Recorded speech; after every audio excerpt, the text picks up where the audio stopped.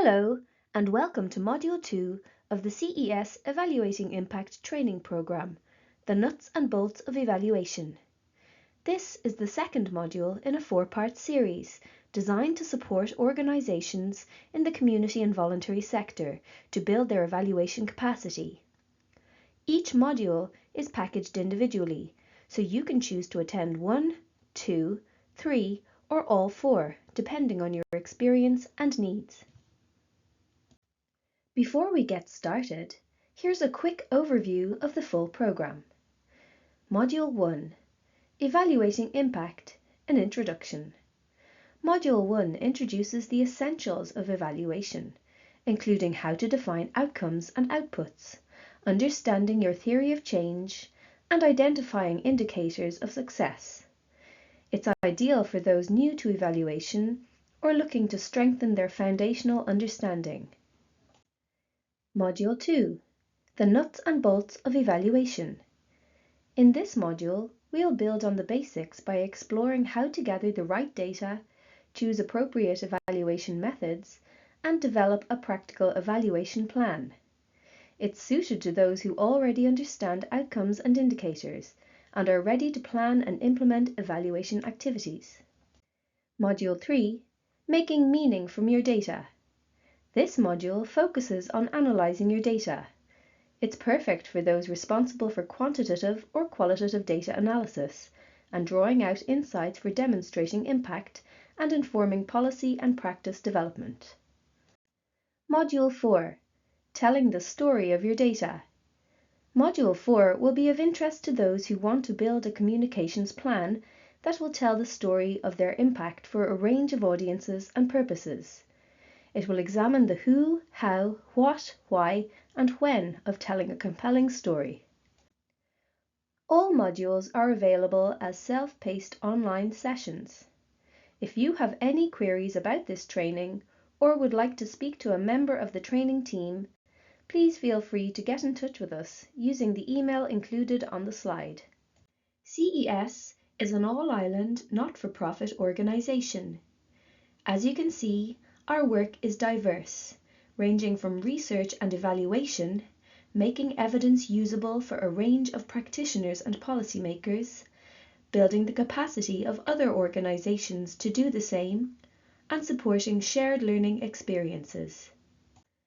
Our purpose is to improve the lives of people on the island of Ireland by supporting the implementation of excellent public services through evidence-informed policy and practice. Our vision is to be a trusted partner in the design, development, implementation, and evaluation of public policies and services across the statutory and voluntary and community sectors. For those of you who completed Module 1, you'll be familiar with outcomes and indicators, the if-then relationships that underpin your theory of change and help clarify why you think the activities you're undertaking will contribute towards the outcomes you expect, indicators of change, in other words, the things you will measure, and how to bring all of this together to articulate a theory of change for your service. When we talk about the theory of change for your service, we are talking about your theory of how things you do every day will help make the difference you are hoping for. It is the hypothesis or explanation of why you believe it will work. The theory of change maps out what you are putting into your service, for example, people and resources, what your service is going to do or produce, for example, training, one-to-one support, or a public health campaign, and what changes you expect to see as a result. A theory of change can be used in designing, planning, implementing, and evaluating a service. It helps make sure your evaluation is grounded in a clear understanding of how the programme works. How do you know what to measure if you haven't identified your activities and products and how they will affect the changes you want to see? The theory of change can even be developed after the programme has finished, especially if you're evaluating retrospectively. A theory of change is not a static thing. It is dynamic and will need to be reviewed as your project develops. You might need to update it, fill in gaps, or adjust it based on how things have actually played out. In this module, we'll take a practical look at what evaluation is and how you might use it, what to evaluate at different stages of your work, asking the right questions, different data collection methods and things to consider when choosing between qualitative and quantitative methods, research and evaluation ethics, and creating a tailored evaluation plan. You will have opportunities throughout this module to reflect on your own service or project and apply the concepts directly to your work. Following completion of this module, we anticipate you will have the knowledge and skills needed to choose the right evaluation method at different stages of your work and have an understanding of how to develop an evaluation plan for your service. So what can research and evaluation data do for you? Research and evaluation bring a range of benefits to service improvement. Research and evaluation can help you understand what works, for whom, and under what circumstances. In other words, which parts of your service are most effective for different groups of people. Research and evaluation can also provide evidence to challenge or confirm assumptions about how your service works, anticipate future needs of service users, and support better decision-making around resource allocation and service planning. What is evaluation?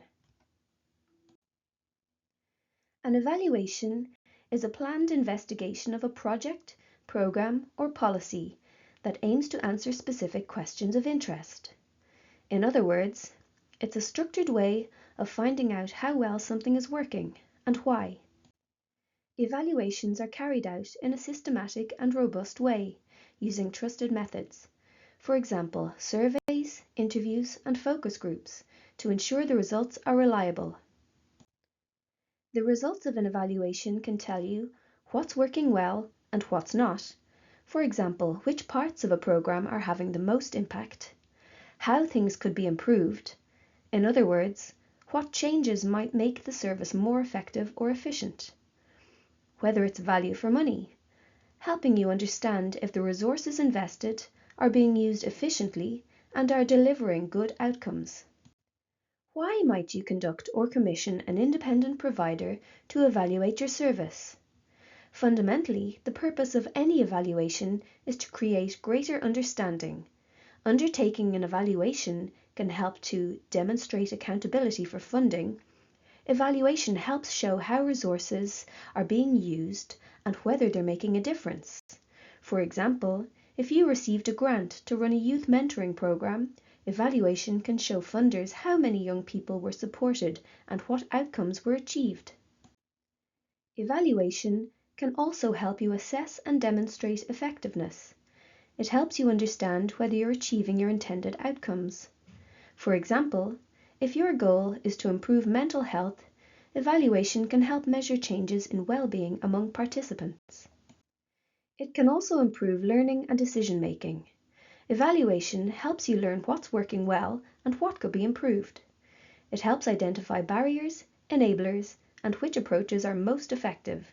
For example, you might find that group sessions work better than one-to-one support, or that certain times of the day lead to better engagement.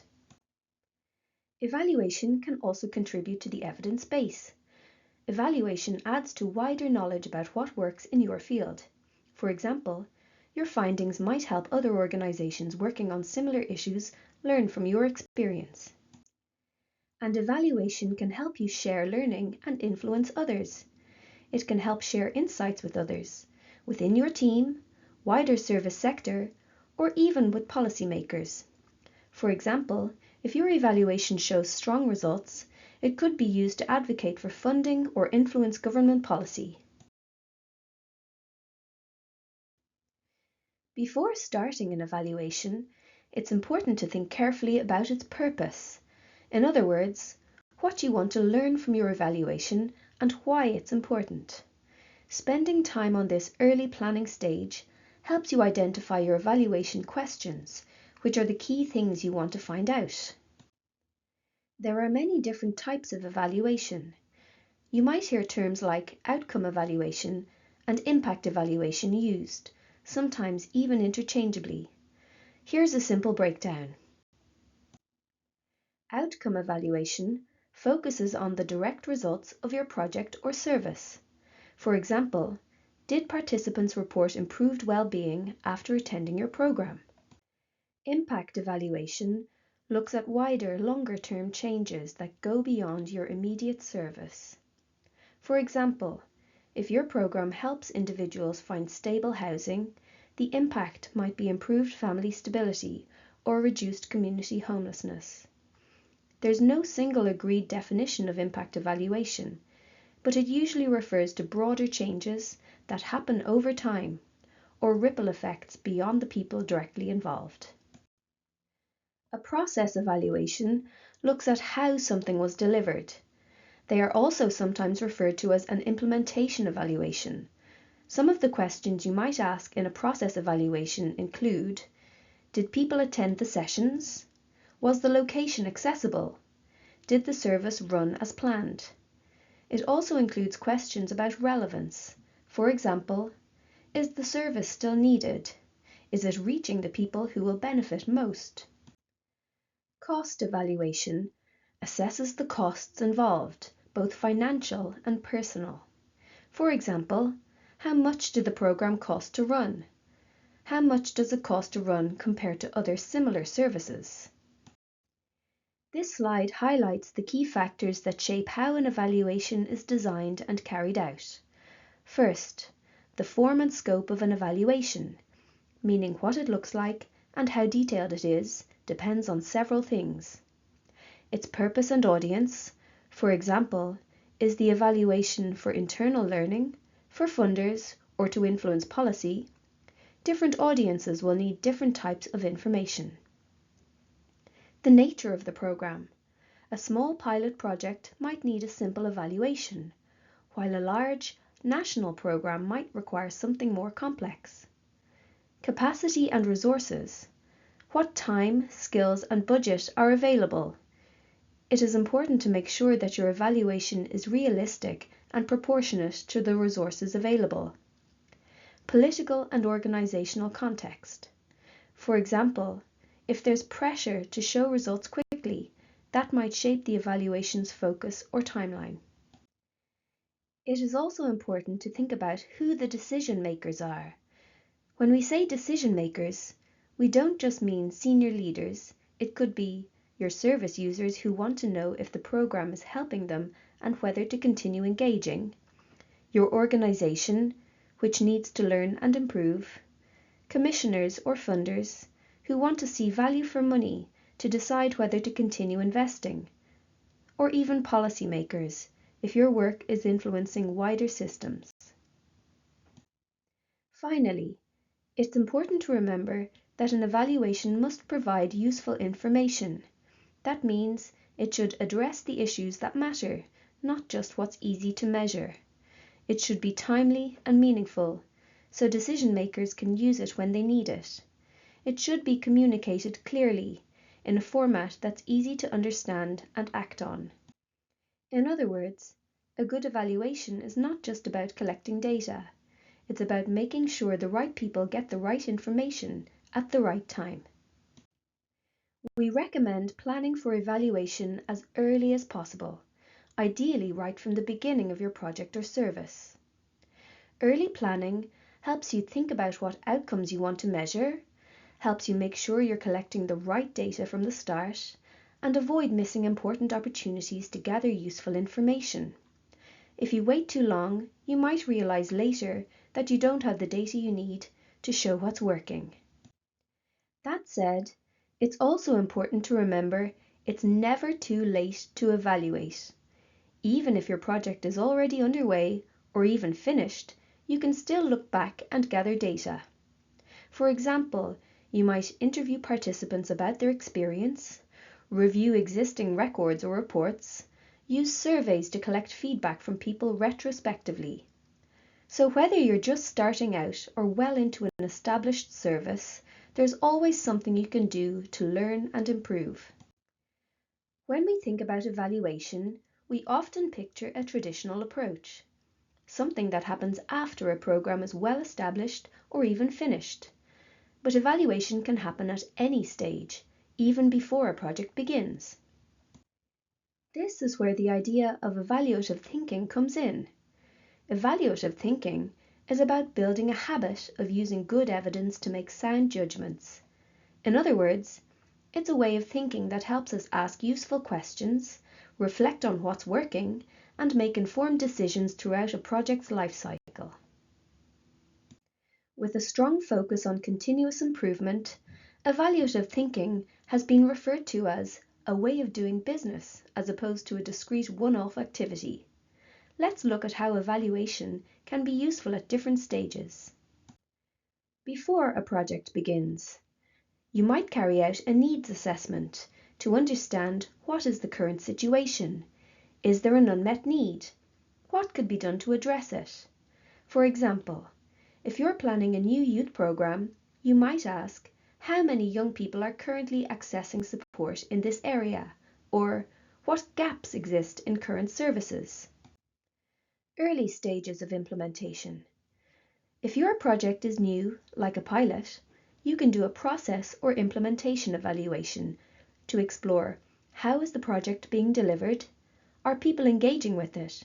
What's helping or getting in the way? At this stage, you might not have enough data to show outcomes or impact, but you can look at early signs of change. For example, are participants reporting increased confidence or engagement? Once the project is more established, you can begin to assess whether the project is contributing to its intended outcomes. For example, are more families accessing support services?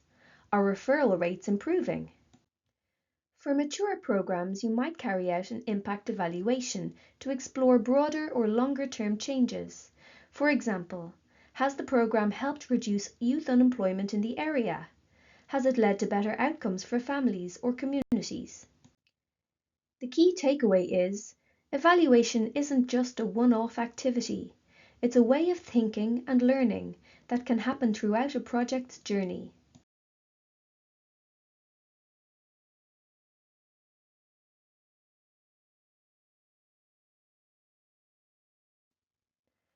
Before we dive into how to collect data for your evaluation, we will pause and talk briefly about a common challenge: understanding cause and effect.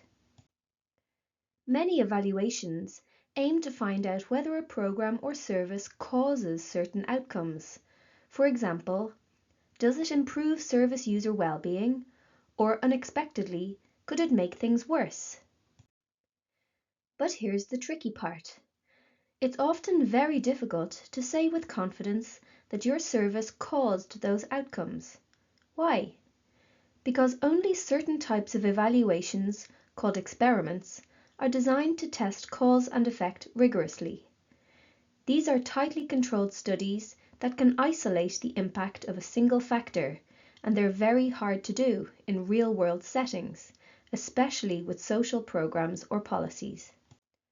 So, in most evaluations, we can't completely rule out the possibility that something else caused the change. For example, maybe the person won the lottery, maybe they just got a dog, or maybe they're attending another service you don't know about.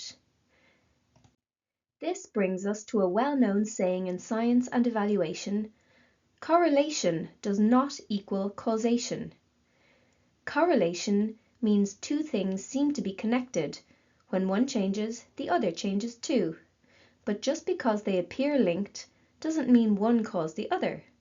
It could be a coincidence or another factor we haven't considered. This is a common trap in evaluation, and it's important to be aware of it. Let's look at some examples to see how this plays out in practice. This graph, for example, shows a correlation between the number of letters in Winning Word of Script's National Spelling Bee and the number of people killed by venomous spiders.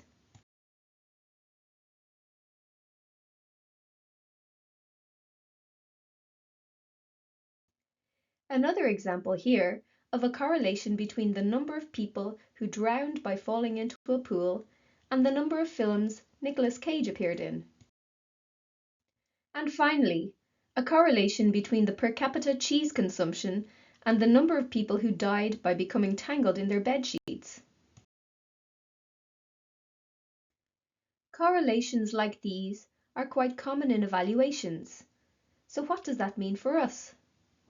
It means we need to be very cautious about making casual claims, saying that our service caused a particular outcome. This is because services operate within complex social environments that are full of variables we can't control. These external factors can influence the outcomes we're trying to achieve, either positively or negatively. This is where your theory of change becomes really important. If the data and evidence you've gathered support your theory of change, you may be able to say with confidence, our service is very likely one of the factors that contributed to this outcome. You're not claiming it was the only cause, but you're making a credible case that your work played a meaningful role alongside other influences. That's why it's so important to start with a solid theory of change. It helps guide your evaluation design, strengthen your interpretation of results, and can support more confident, evidence-informed claims about your project or service's contribution.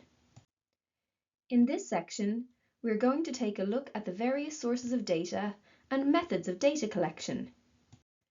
Evidence for your evaluation can come from a wide range of sources. It's helpful to think about these in categories. What you observe. This includes things you directly see happening. Examples include observation notes, or photos or videos of activities or interactions. These can help you capture real-time behaviors, engagement, or changes over time. What service users tell you. This is feedback directly from the people using your service. Examples include casual comments or informal feedback, structured tools like questionnaires, interviews, or focus groups, creative methods like video diaries or visual tools, or social media posts or messages. This kind of evidence gives insight into their experiences, perceptions, and outcomes.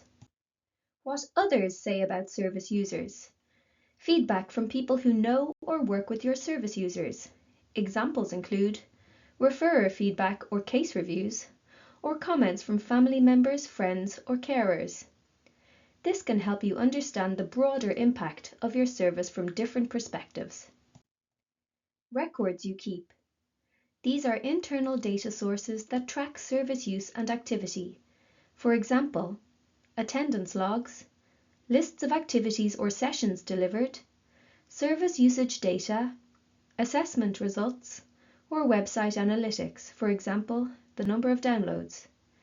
These records help you measure reach, engagement, and patterns over time. External statistics. These are data sets you can compare with your own to understand context or trends. For example, national or local statistics on issues like debt, truancy, or health outcomes.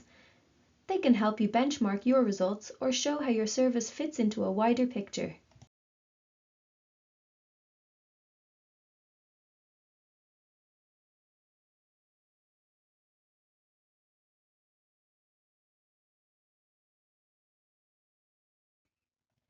In evaluation, we often talk about two main types of data, quantitative and qualitative.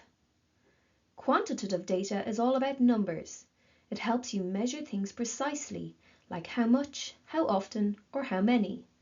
Examples include survey scores, attendance figures, or website analytics. Quantitative data is usually seen as more objective because it deals with measurable facts. It's useful when you want to track patterns, compare results, or show changes over time. Qualitative data uses words, images, or stories. It's used to explore experiences, understand meaning, and describe the nature of an issue. Examples include interview quotes, focus group discussions, video diaries, or open-ended survey responses. Qualitative data is often more subjective because it reflects people's opinions, feelings, and perceptions. It helps you understand the why and the how behind the numbers. Because these two types of data offer different kinds of insights, many evaluations use both. This is called a mixed methods approach. Mixed methods combine the strengths of both quantitative and qualitative data. They allow you to answer different kinds of questions and build a more complete picture of what's happening. For example, you might use numbers to show how many people attended a program and interviews to understand how they felt about it. This quote reminds us of a key challenge in evaluation. Not everything that matters can be measured, and not everything we measure truly matters. In practice, this means we might have lots of data, attendance numbers, survey scores, downloads, but those figures don't always tell the full story. Some of the most meaningful outcomes, like a sense of belonging, increased confidence, or improved relationships, are harder to quantify, but they're still really important. So while numbers are useful, we need to be careful not to overlook the human experiences and qualitative insights that give depth and meaning to our work. This is why combining quantitative and qualitative data using a mixed methods approach is often the best way to understand both the scale and the substance of impact. Now pause the recording for a few moments and reflect. Are there things in your service that count but aren't currently being captured in your evaluation? There are many ways to collect quantitative and qualitative data. On the screen, you'll see some of the more common methods we use at CES.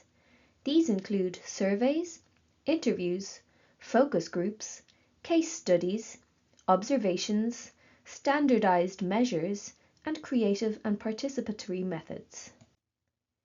Matching methods to data types. In theory, most of these methods can be used to collect either quantitative or qualitative data, but in practice, some are better suited to one type than the other.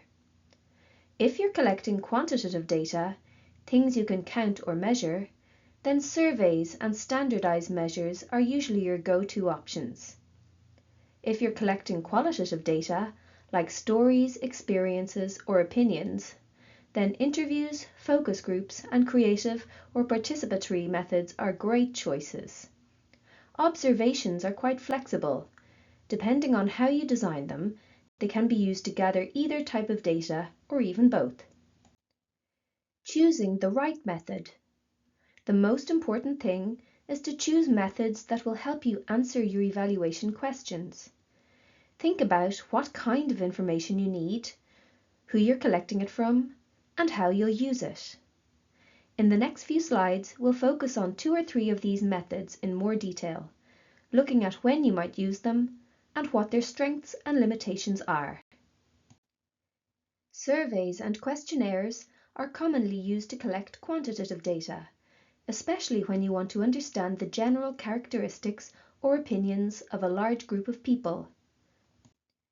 They are typically closed questions with predefined response options, like tick boxes or rating scales, which makes the data easier to analyze.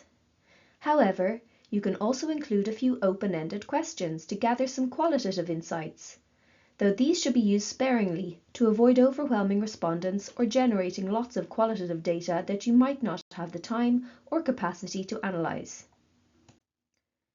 Surveys have several advantages. They are efficient and cost-effective, allowing you to reach more people in less time compared to interviews or focus groups.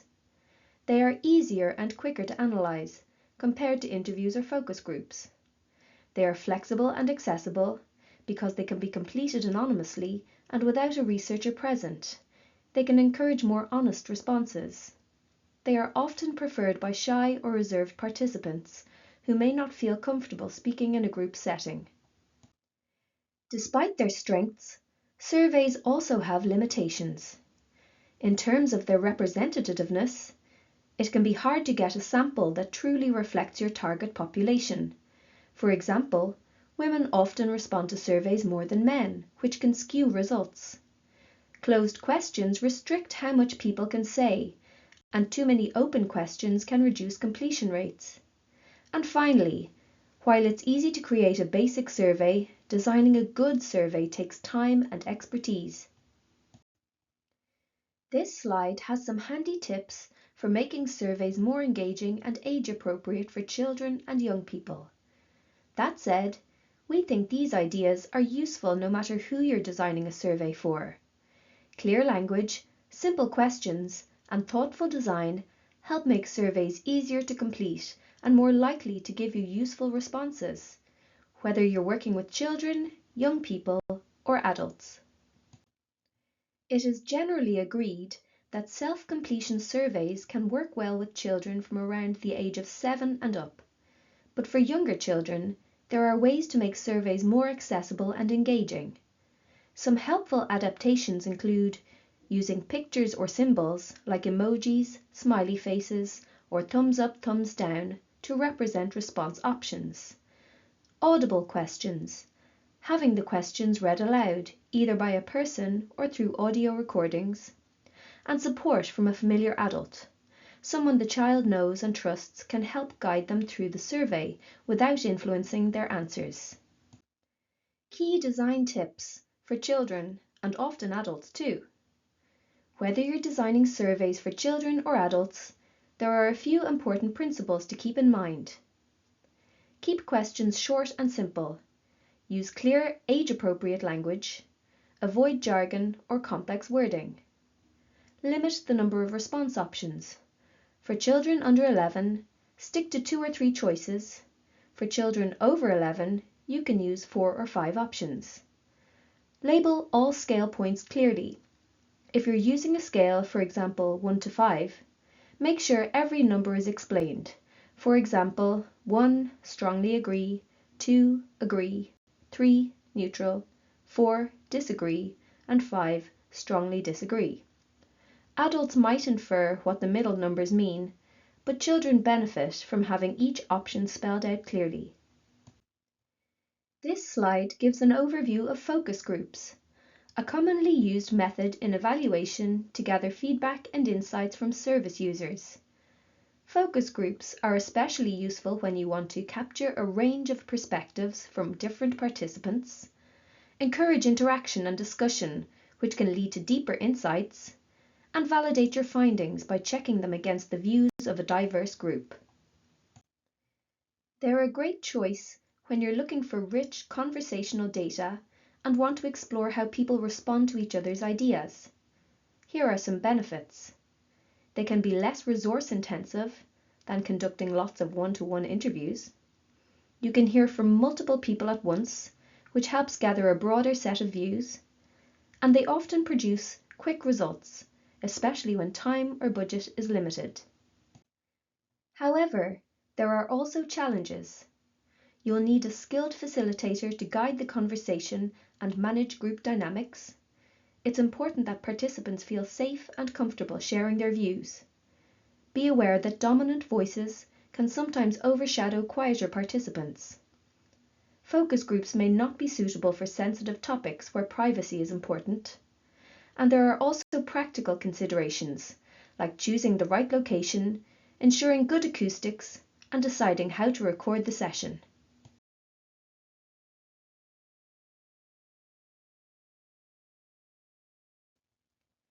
This slide gives an overview of key things to keep in mind when designing questions for interviews and focus groups. Use clear and simple language to make it easier for people to understand your question. Be flexible in how you ask questions. There are often different ways to ask the same thing. When preparing, it's helpful to write down 2 or 3 versions of a question so that you can rephrase it if someone doesn't understand it right away. Stick to one question at a time. Asking multiple questions at once can be confusing and hard to follow. And use open-ended questions to encourage participants to share more and help spark conversation. This slide introduces standardized measures, tools that are specifically designed to access behaviors, attitudes, symptoms, or conditions in a consistent and validated way. Standardized measures are especially useful in summative evaluations, where you're assessing the overall impact of a program or intervention. They're ideal when you want to measure well-defined outcomes, like changes in mental health symptoms, confidence levels, or specific behaviours. The CES Child, Youth and Family Database is a useful resource that provides information on outcomes measurement tools that have been used in Irish research and evaluation with children, young people and their families. A link to the database is included in the PowerPoint presentation. As noted here, there are a range of benefits to using standardized measures and tools. They are considered robust because they go through rigorous testing to ensure they're valid, that they measure what they claim to measure, that they're reliable, they produce consistent results, and that they're appropriate for the population you're working with. They also allow you to compare your results with other studies or national data sets, which can strengthen your evaluation findings. It is important, however, to note, not all tools are equally strong. Some may lack solid evidence, so it's important to check the quality before using them. When selecting data collection methods for your evaluation, there are a few key things to think about. Team capacity. Does your team have the skills and time to design a data collection plan? Can they administer the methods you choose, like surveys, interviews, or focus groups? And do they have the ability to analyze the data once it's collected? Accessibility. Will the data be easy to access and understand for both your team and the people you're collecting it from? Method suitability. Choose methods that suit the needs, abilities, and circumstances of the people you're asking for feedback. For example, a short, anonymous survey might work better than a focus group for some groups. Keep it proportionate. Make sure your data collection plan matches the needs and resources of your service. Don't overcomplicate things. Keep it manageable and meaningful. And make use of existing data, like attendance records, feedback forms, or service logs. These can be valuable and save time. And sustainability. Can your data collection approach be maintained over time? And is it realistic given your team's size, workload, and resources? Pause the recording and take a few minutes to reflect on the following questions. You can jot down your thoughts on a notebook or type them into the Word document provided. Are there any gaps in the data you currently collect? What information would be useful to have but isn't being captured? Are there any areas of your service where outcomes or experiences aren't being measured? Think about what you wish you knew more about, whether it's service user experiences, long-term outcomes, or engagement patterns. Are you collecting data that you're not making the best use of? Is there data sitting in spreadsheets, reports, or feedback forms that hasn't been analysed or shared? Are there insights you could be drawing from existing data but haven't yet explored? Consider whether any data could be repurposed to tell a stronger story about your impact or improve your service.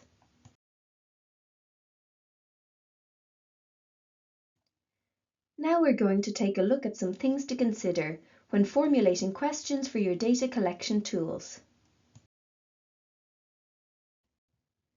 This slide outlines the mental processes people go through when responding to research questions. Understanding these stages can help us design better questions and improve the quality of the data we collect. Stage 1. Comprehend. First, participants try to understand the question, what it means and what you're asking them to do. This is why it's so important to use clear, simple language and avoid jargon. Be mindful of the age, literacy level, and any communication needs of your participants. Stage 2. Retrieve. Next, they try to recall relevant information from memory. For example, if you're asking about an event that happened years ago, they may struggle to remember it accurately. It's best to ask about experiences soon after they happen, especially in long-term programs. Stage 3. Judge. At this stage, participants interpret their memories and may apply a social filter. They might adjust their answers to be more socially acceptable or to please the researcher. This is known as social desirability bias. To reduce this, avoid leading questions and create a safe, non-judgmental environment. And stage 4, communicate. Finally, they express their response based on their judgment. This could be through words, gestures, or written answers, depending on the method used. Understanding these stages helps us design questions that are easier to answer and more likely to produce accurate, meaningful data. Here are some examples of the 4 stages. Stage 1, comprehend. You ask, how satisfied were you with the support you received? The participant tries to understand what support refers to. Was it emotional support, practical help, or something else? They also interpret what satisfied means in this context. Use clear, specific language to reduce confusion and ensure participants understand what you're asking. Stage 2, retrieve. The participant thinks back to their experience with the service, maybe a workshop they attended 2 weeks ago. They try to recall how they felt, what happened, and who was involved. Ask about events soon after they occur to improve accuracy and reduce memory strain. Stage 3, judge. The participant considers how their answer might be perceived. They may think, if I say I wasn't satisfied, would that reflect badly on the staff? They might adjust their response to seem more positive. This is social desirability bias. Avoid leading questions and reassure participants that honest feedback is valued and confidential. Stage 4, communicate. The participant chooses a response option, perhaps ticking somewhat satisfied on a survey, or explains their experience in an interview. Make sure response formats are easy to use and accessible, especially for children or people with communication needs. Let's take a moment to reflect on what you've just learned about the cognitive stages involved in answering research questions. Here's a quick example. A teacher wants to gather feedback from her Year 3 class, 7 to 8-year-olds, about their experience of school during the last academic term. She asks, how would you describe your experience of school this term? Do you like being in this class? Now pause the recording and make a note of any issues you notice with these questions. Some alternative questions that might work better for this age group, 7 to 8-year-olds. Remember the 4 cognitive stages. Comprehend. Will the children understand the question and the words used? Think about age-appropriate language and clarity. Retrieve. Can they recall relevant experiences from the term? Consider how recent the events are and whether they're memorable. Judge. Will they feel comfortable sharing their honest opinion? Be aware of social desirability bias. Children may want to give the right answer.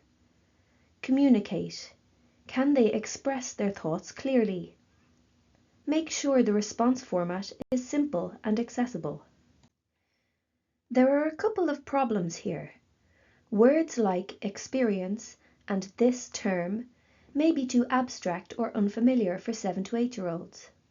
Children at this age benefit from concrete, simple language. The second question could make children feel pressured to give a positive answer, especially if they think the teacher wants to hear something nice. This is an example of social desirability bias.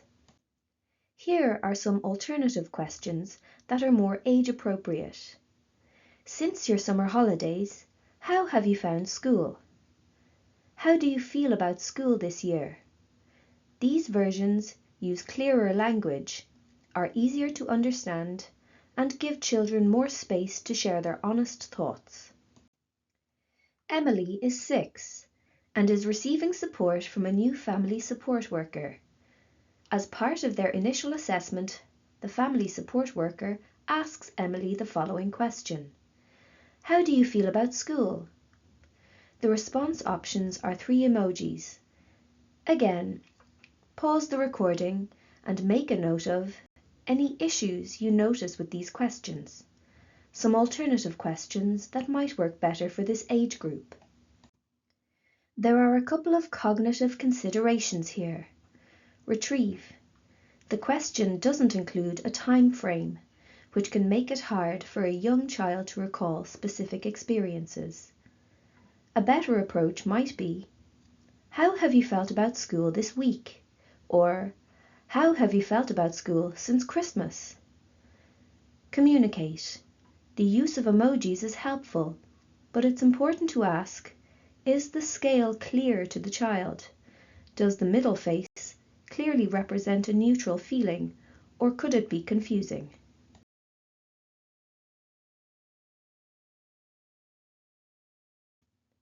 Another example. Emily was also asked, do you have a brother or sister that you like to play with? Again, pause the recording and make a note of any issues you notice with these questions, and some alternative questions that might work better for this age group. The issue with this one is that it's a one-part question. The alternative proposed is to ask 2 separate questions. One final example. Michael is 10. He has been attending a community kids club once a week for the past 6 months. He was asked the following questions about his experience. How many times have you come here? And do you think kids at other clubs have as much fun as kids at this club? Pause the recording and make a note of any issues you notice with these questions, and some alternative questions that might work better for this age group. There are a few cognitive challenges with this one. In terms of retrieval, the first question asks Michael to calculate how many times he's attended over 6 months. That's a lot of mental effort, especially for a child, and may lead to inaccurate answers. A better alternative might be, how often do you usually come here? You could offer examples like every week, most weeks, or sometimes to make it easier to answer. In terms of comprehension and judgment, the second question asks Michael to compare his experience with other clubs, something he likely has no direct knowledge of. It also risks social desirability bias. He may say no, just to please the evaluator, or show loyalty to his club. Instead, consider asking, would you recommend this club to your friends? Or, do you think your friends would enjoy coming here? These alternatives are more age-appropriate and focus on Michael's own experience, which he can speak to more confidently. This example highlights the importance of designing questions that match a child's cognitive abilities, experience, and comfort level. Small changes in wording can lead to more accurate and meaningful responses. Now that we've covered some key principles for designing surveys and interview questions, let's put that learning into practice. On this slide, you'll see 2 scenarios based on the Glenvale Community Development Project. Each scenario provides background and context. One focuses on gathering feedback through a survey, and the other explores sensitive issues using a focus group. In the next few slides, we'll walk through examples of how you might approach each task. Then you'll have the opportunity to apply these techniques to your own service. Before we move on, it might be helpful to pause the recording and take a moment to read through both scenarios carefully. This will help you get the most out of the example and activities that follow. On this slide, we have drafted some questions which could be used as a short survey to gather feedback from a training input. This is not an exhaustive list or a complete questionnaire, but rather a few examples of how some questions might be phrased. Pause the recording here to familiarize yourself with the questions and consider what makes the questions good and whether there are any questions you would change or additional questions you would include. Questions 1 to 3 use scaled response options to measure confidence, understanding, and preparedness. These are directly linked to the training's core goals: raising awareness, building knowledge, and increasing participants' ability to support children and young people affected by drug and alcohol misuse. The Likert style scales, for example, not confident to extremely confident, allow us to capture nuanced feedback. This helps you identify whether participants feel empowered after the training or if further support is needed. Questions 4 and 5 are open-ended to give space for participants to reflect and share their personal insights. These responses often reveal what aspects of the training were most impactful and where you can improve future sessions. This feedback helps to ensure the training is relevant, practical, and effective. It allows you to track progress across different cohorts and adapt the content to better meet the needs of volunteers working directly with children and young people.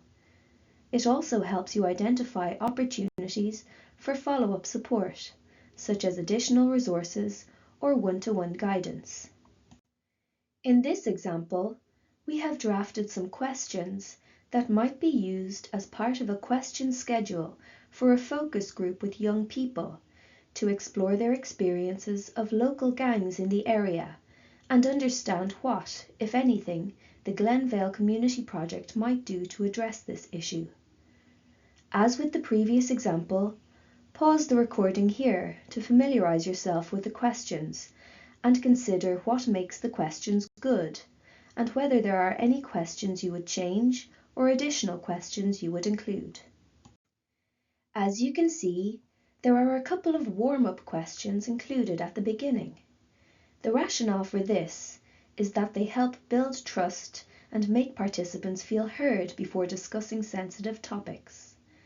They allow facilitators to observe group dynamics and identify who may need more support or encouragement to speak. And they can create a positive and strengths-based foundation, which can make it easier to transition into more complex or challenging discussions. In terms of accessibility, it's important to use clear, simple language and avoid acronyms or professional jargon. Be mindful of emotional safety. Some topics may be sensitive. Offer alternative ways to respond, for example, writing, drawing, or using emojis if needed, and ensure the setting is comfortable and youth-friendly. Now you'll have a chance to apply some of this learning to your own service. Please pause the recording here and open the workbook for Module 2. Turn to Activity 1, Developing Data Collection Tools, where you'll be asked to choose one of the following: an interview or focus group schedule, or a survey design. Then have a go at drafting some questions that would work for your service.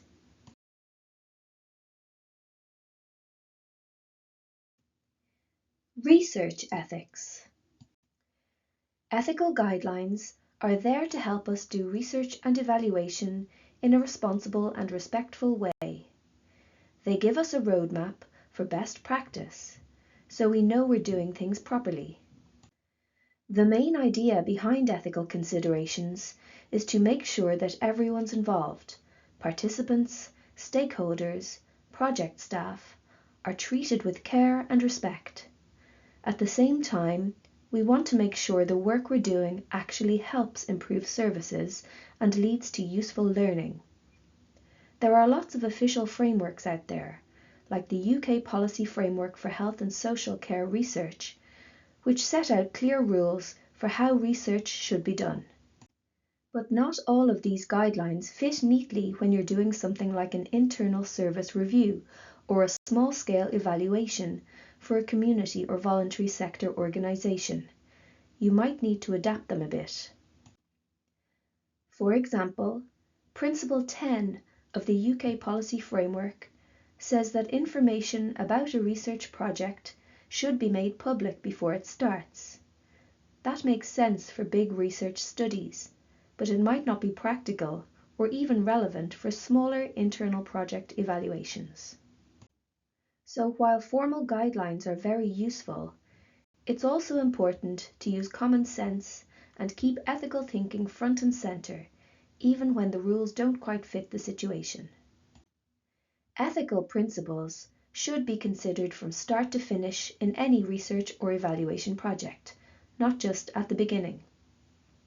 Here are a few key ethical considerations: beneficence and non-malfeasance. This is all about doing good and avoiding harm.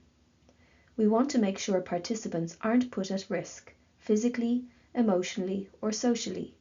To help with this, we can arrange interviews or sessions at times and places that suit participants.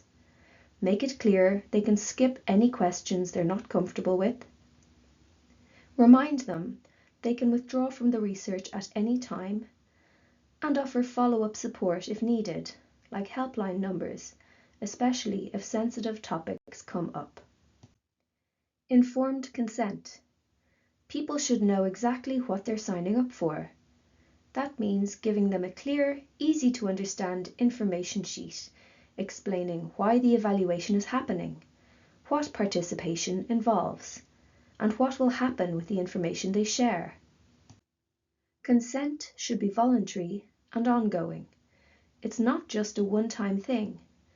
Participants should feel free to change their mind at any point, and while written consent is common, it's not the only option.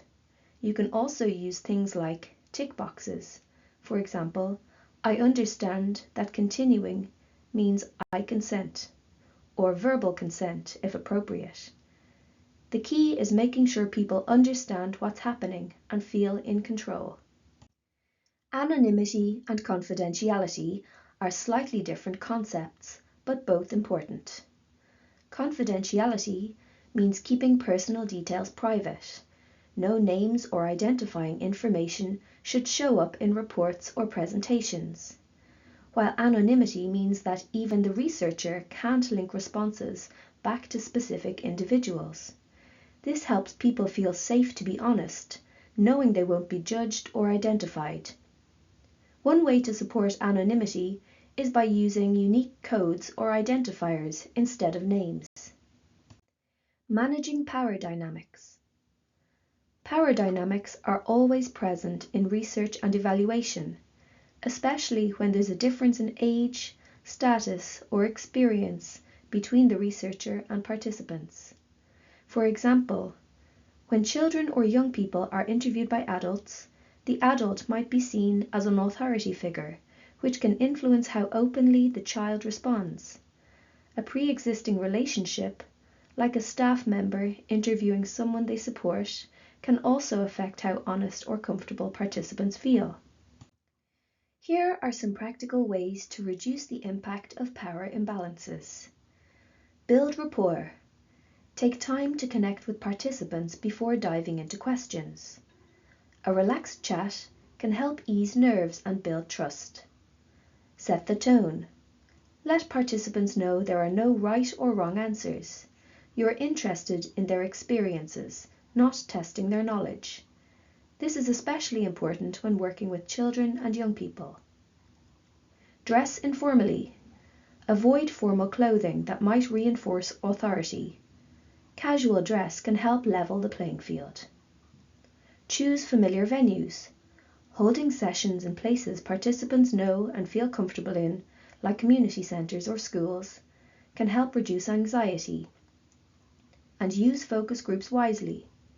They can work well with pre-existing groups, like peer support groups, who are used to sharing openly. But be mindful, some individuals may dominate the conversation. Skilled facilitation is key to making sure all voices are heard.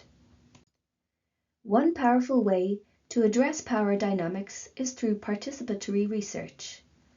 At CES, we've often involved people who use services such as peer researchers, who are actively involved in designing, collecting, and analysing data, and peer advisors, who offer guidance on how to engage participants and help test tools like surveys or interview questions.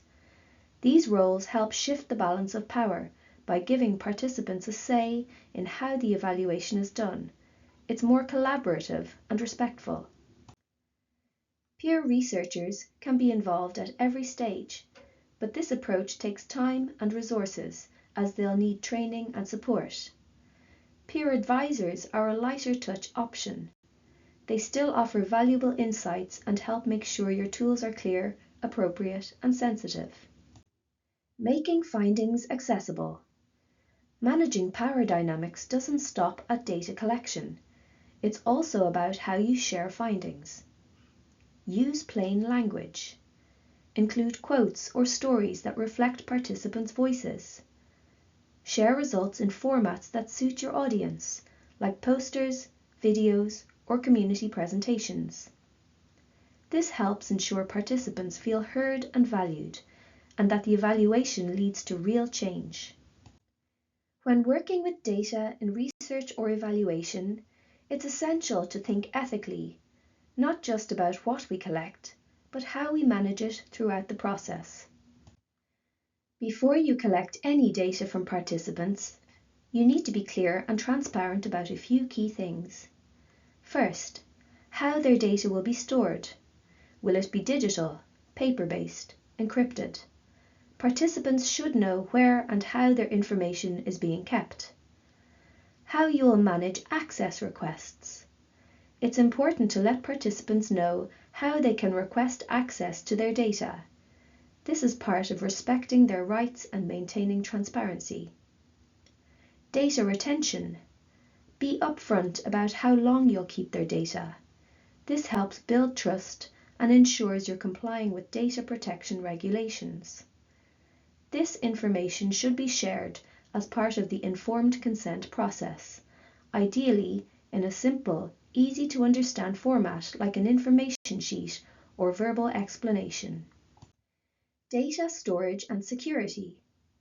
Once you've collected the data, or if you're accessing existing data, you need to think carefully about how it's managed. Storage.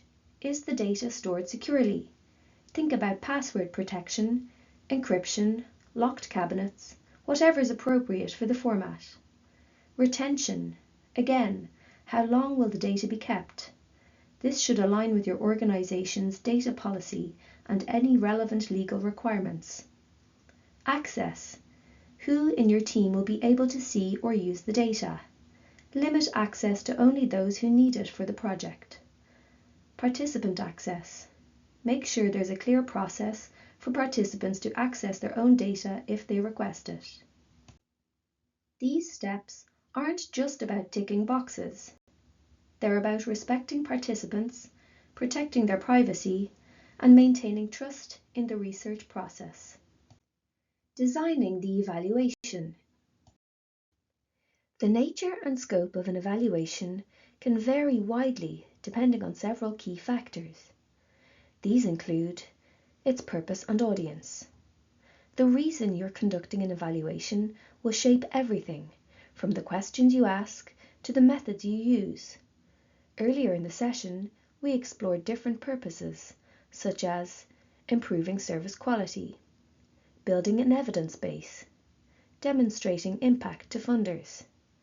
It's important to clearly define the aims and consider the audience or audiences for your evaluation early on.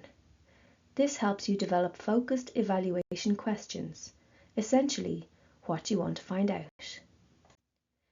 The nature and scale of the intervention or service being evaluated.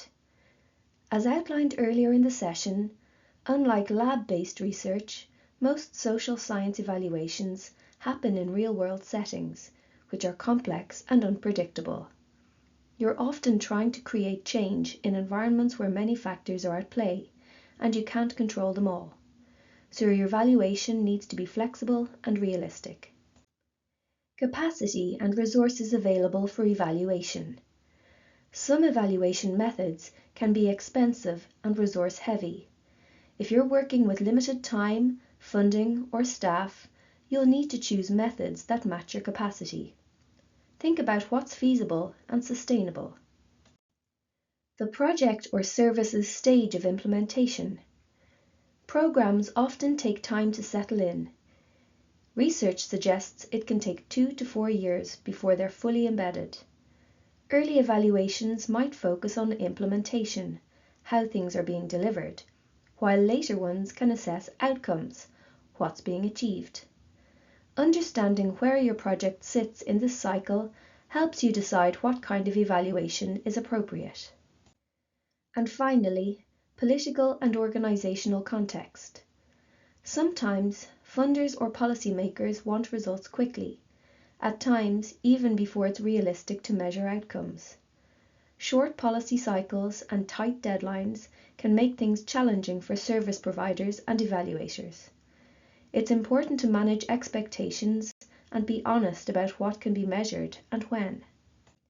Before you begin designing your evaluation, it's important to identify who it's for. This means thinking about your evaluation stakeholders, the people who will use or be affected by the evaluation findings. These are not necessarily all the stakeholders involved in your project or service.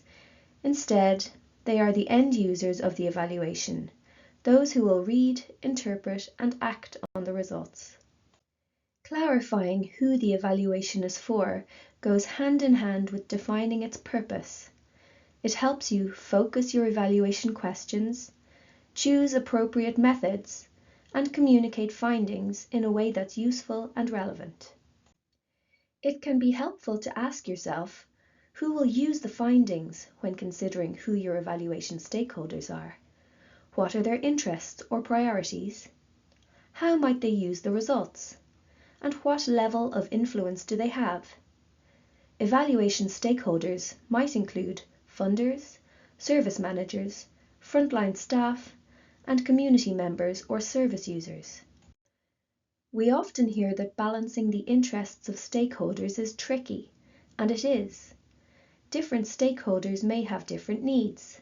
For example, funders may want hard data and outcomes, your organisation may want learning to improve delivery, and families or service users may want to see their voices reflected.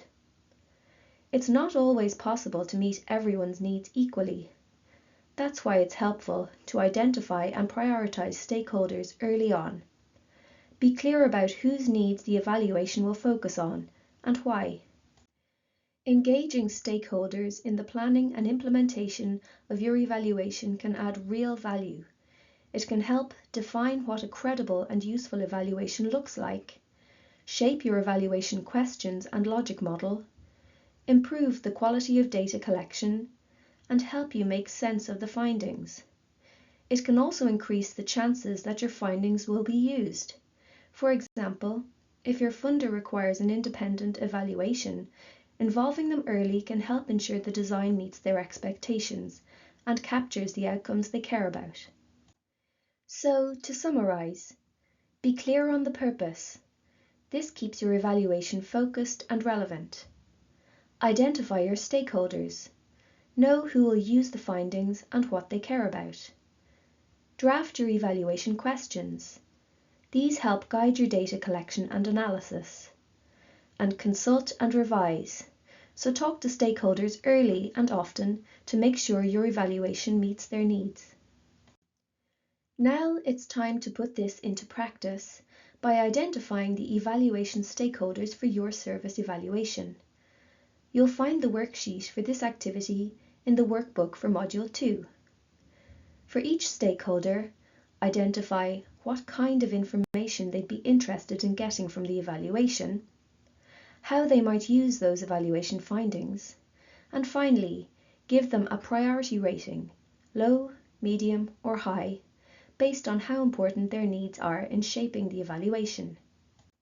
Remember, evaluation stakeholders are the people who will use the results of your evaluation, not necessarily everyone involved in the project. So keep your focus on those who'll be making decisions, shaping policy, or using the insights to improve services. When you're ready, pause the recording and complete the worksheet. Identifying your evaluation stakeholders goes hand in hand with clarifying the aim of your evaluation. Think of the aim as the big picture purpose of your evaluation. It's the overarching reason you're doing the evaluation in the first place. It's not about the nitty-gritty details. That's what your evaluation questions are for. Instead, the aim sets the direction and helps everyone understand what you're hoping to achieve with the evaluation. For example, your aim might be to understand how well a service is meeting the needs of its users, to explore the impact of a new program, or identify areas for improvement. Keep it broad, clear, and focused on the purpose of the evaluation. Once you've nailed down your evaluation aim, the next step is to break that down into one or more specific questions you want your evaluation to answer. Let's say your aim is to explore how your project was delivered. In other words, the process or approach to implementation and delivery. Your evaluation questions might include things like, was the project delivered as planned? What helped or got in the way of delivering the service? And what could be improved next time? These kinds of questions help keep your evaluation focused and practical. They make sure you're gathering information that's actually useful, not just interesting. A few things to keep in mind when writing evaluation questions. They should be reasonable. Don't try to answer everything at once. They need to be appropriate. Make sure they match the purpose of your evaluation. And they must be answerable. You need to be able to collect the right kind of data to respond to them. It's also really important to be proportionate and realistic. Think about the resources and capacity you have, both as an organization and in terms of what's fair to ask of service users. Your questions should be justified and necessary, not overwhelming or intrusive. This slide provides a range of examples of evaluation aims and the type of questions that might be developed to address them. For example, in a process or implementation evaluation, the aim is to understand how the service was actually delivered. You might ask, what worked well? What didn't? Were the core parts of the service delivered as planned? This helps you reflect on the how, not just the outcomes. An outcomes evaluation is about whether the service made a difference for people. Your aim is to show what kind of outcomes were achieved. So your question might be, what impact did the program have on service users? Value is all about cost and efficiency. You're asking, was it worth the investment? Questions here include, did we stay within budget? Are we using resources wisely? And could we get similar results with fewer resources? And finally, relevance. This is about whether the service is still needed. You might ask, is there still demand? Have community needs changed? Are there other services now doing similar work?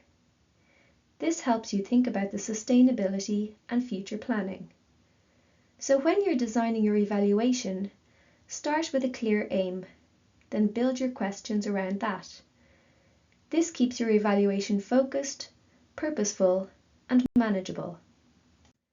Now that you've identified and prioritized the needs and interests of your evaluation stakeholders, pause the recording and take a moment to reflect and make a note of the main purpose or overall aim for your evaluation. Try breaking this down into one or more specific evaluation questions. These questions should be focused, achievable, and measurable. These questions will guide what data you collect and how you interpret it. Please pause the recording again here and turn to page 10 in the Module 2 workbook to complete the table for your service. Theory of change. Once you've determined your evaluation aim and identified your high-level questions, the next step is to look back at your theory of change. If you already have one, great. Now is the time to revisit it. If not, don't worry. You can develop one now, even if your project is already up and running. If you're not familiar with the process of theory of change, you might be interested in Module 1. To find out more, you can visit the CES website or contact a member of the training team using the email address provided earlier in this presentation. Once you've determined your evaluation aim and identified your high-level questions, the next step is to look back at your theory of change. If you already have one, great! Now is the time to revisit it. If not, don't worry. You can develop one now, even if your project is already up and running. If you're not familiar with the process of theory of change, you might be interested in Module 1. To find out more, you can visit the CES website or contact a member of the training team using the email address provided earlier in this presentation. Developing a data collection plan. Now we're going to bring together the different parts of your evaluation plan. Earlier in the session, we looked at your evaluation aim and your high-level evaluation questions. Now let's think about the next step. What data do you need to answer these questions? Who will you collect it from? How and when will you collect it? Who in your team will be responsible for collecting the data? Before you look at completing this table for your service, we will look at a completed example first. This is an example of a data collection plan for the Glenvale Community Development Project. In this scenario, the project team would like to evaluate a 12-week parenting program they have been running in the local community. The first question they are keen to answer is this program having a positive impact on parenting? Staff will seek to measure this using scores on an index before and after the program. The information will be collected from individual parents who attend, when they begin and finish. The questionnaires will be administered by the key workers delivering the program. Take a moment to pause the recording and reflect. What are the benefits and limitations of this approach? Are there any alternative data sources you could draw on to help strengthen your findings? The second question is, were the target number of sessions facilitated? This is a simple count of the number of sessions delivered per year, using monitoring forms that are used regularly by the key workers for reporting. Again, pause the recording here to reflect on the benefits and limitations of using this source of data, and consider what alternative data you might want to help give a more rounded picture of the program's delivery. Finally, the project team are keen to understand how parents experience the program. They will collect this information using qualitative interviews and focus groups with parents and carers and project workers or other professionals. This will be collected when the service user completes the program, using a member of staff that is not directly involved in the project's delivery. Again, pause the recording and reflect on the benefits and limitations of this approach. Once you've done that, think about the plan overall and consider if there are any data gaps that you might want to address. Now, looking at the plan, let's consider the benefits and limitations of each measure. Using pre- and post-program scores is a useful way to track changes over time. These scores can show whether participants' attitudes or behaviours have shifted as a result of the program. However, it's important to be aware of a few limitations. Firstly, these scores rely on the tool or index used being both reliable and valid.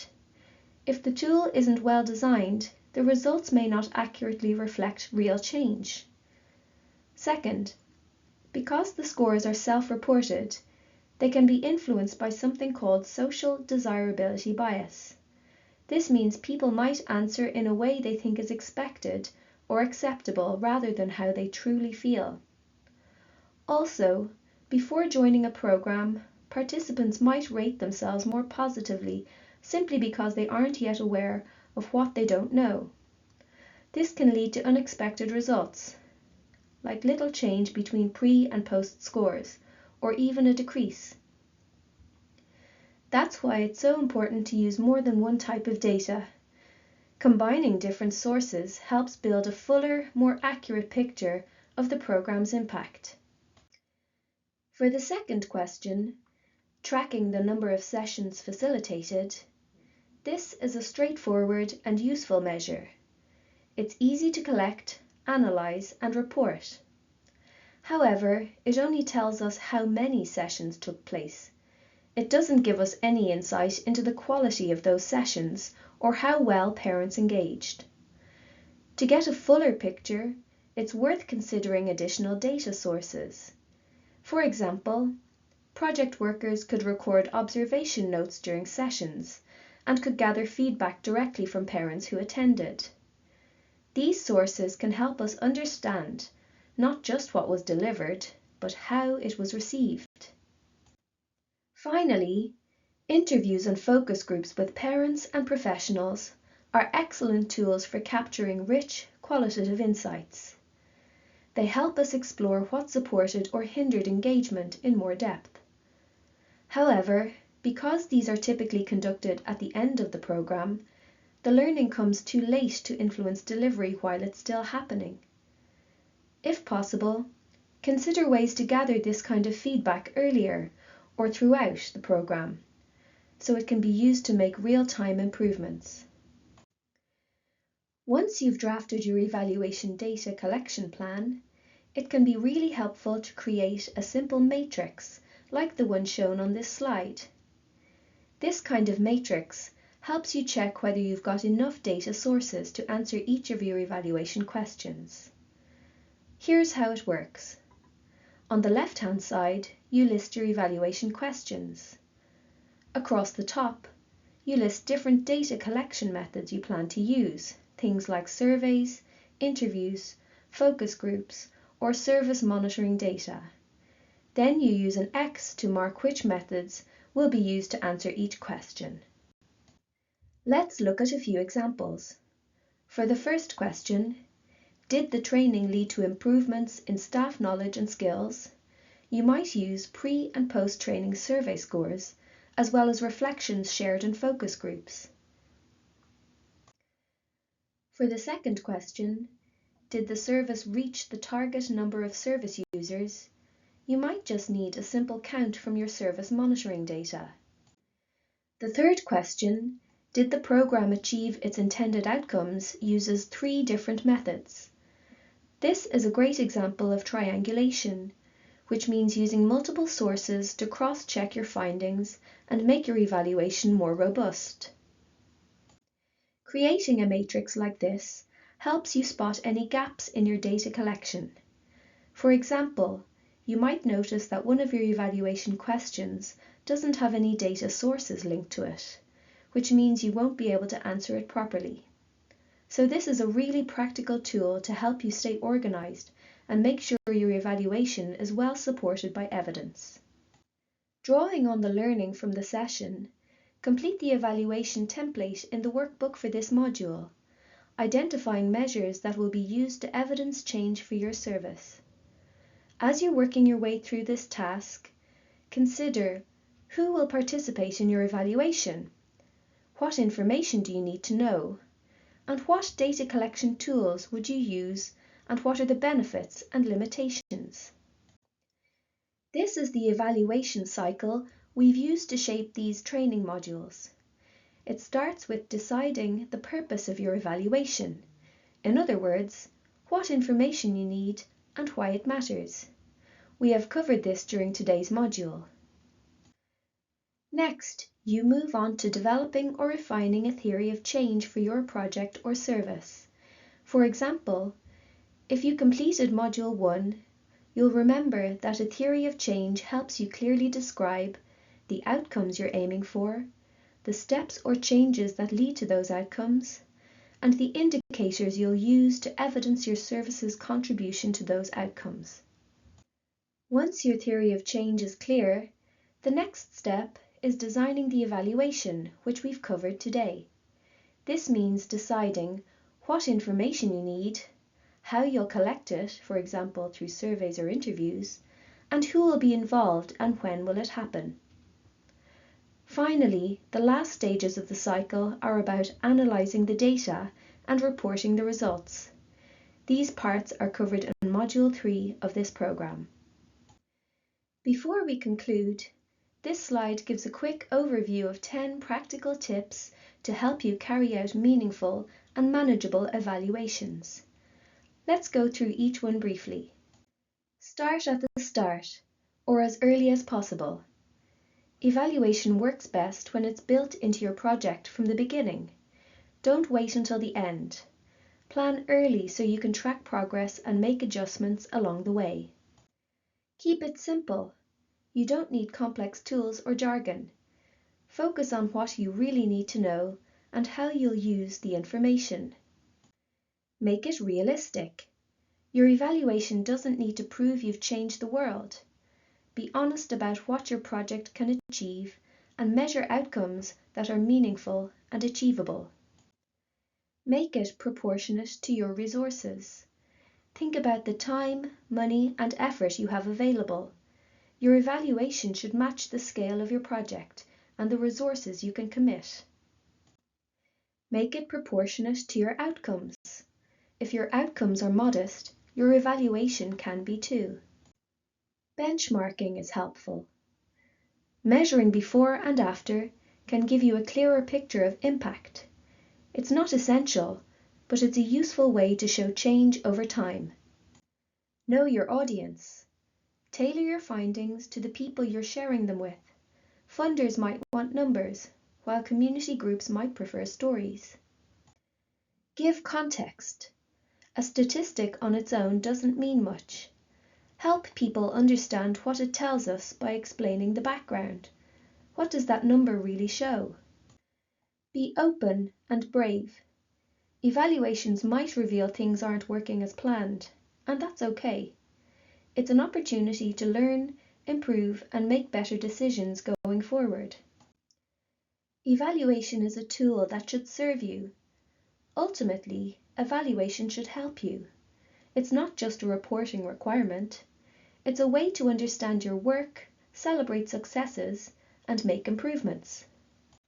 Congratulations on completing Module 2 of the CES Evaluating Impact Training Programme. This is a 4-part programme. If you would like to enroll for Module 1, 3, and 4, please email ecotraining@effectiveservices.org. Thank you for choosing CES Training. We appreciate any feedback that will help us to improve this product.